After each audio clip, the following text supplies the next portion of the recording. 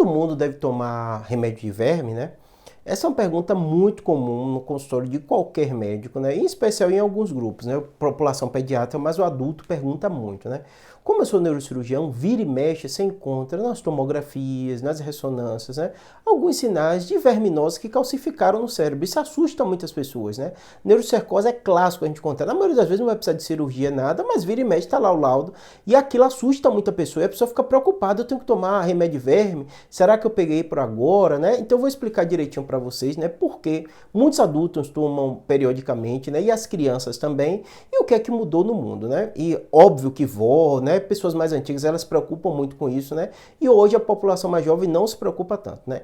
Naturalmente, nos últimos anos, houve um avanço muito grande, com todos os problemas que a gente tem no Brasil e no mundo, né? Na questão do saneamento básico. Então hoje as pessoas têm informação na televisão, elas sabem os cuidados, né? Os próprios órgãos fiscalizadores melhoraram muito e, sem dúvida nenhuma, caiu muito o nível das verminoses. Antigamente era muito comum, até a gente neurocirurgião, eu lembro que tempo atrás, quando eu comecei, né, você via muita infestação, né, de neurocercose, uma série de coisas.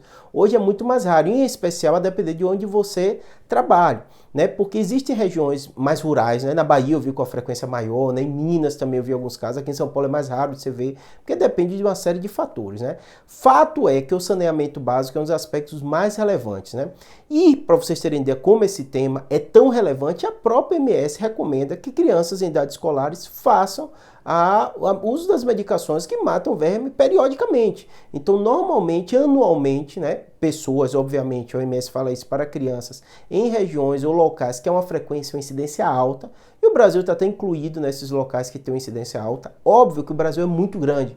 É um país continental, então vão ter regiões, como eu dei exemplo que eu via com frequência na Bahia e tudo, que você tem locais ou regiões mais agrícolas, né? É possível, mais rurais, que você encontra com uma frequência maior e até locais com menos saneamento básico do que eu que moro agora na capital São Paulo, né? Há uma diferença, assim, regional também. Mas, de maneira geral, o OMS recomenda isso, né?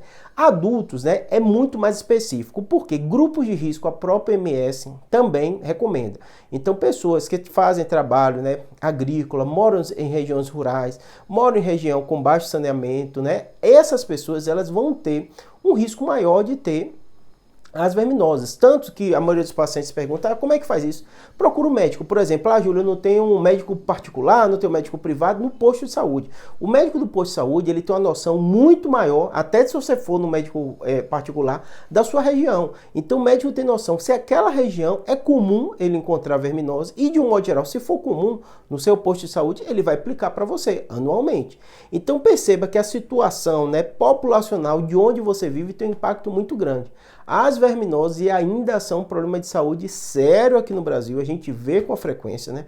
Os remédios, de um modo geral, são remédios com baixíssimos efeitos colaterais, né? Albendazol, mebendazol, secnidazol, né? Os nomes comerciais todo mundo fala, Anitta, né? Tem um vídeo até falando deles, né? São bastante utilizados. Muitos deles você vai tomar ali uma vez só, ou poucas vezes, e vai realmente eliminar a maioria dessas verminoses. Então essa balança, risco versus benefício, vai ser feito pelo médico. Não é um remédio que você vai comprar, vai entrar em qualquer farmácia comprar, né? Tem uma certa restrição, como qualquer um desses remédios, né? Antibiótico, tudo isso é um certo controle para daí fazer o tratamento. Óbvio que tem situações que você tem sintoma, né? Dores de barriga, excesso de flatulência, né? Muitos pacientes com dores abdominais, né? Nesse contexto ambiental também, e o médico vai imaginar que você tem isso, às vezes vai fazer o parasitológico de fezes, às vezes não, ele vai fazer o tratamento empírico, porque o seu sintoma está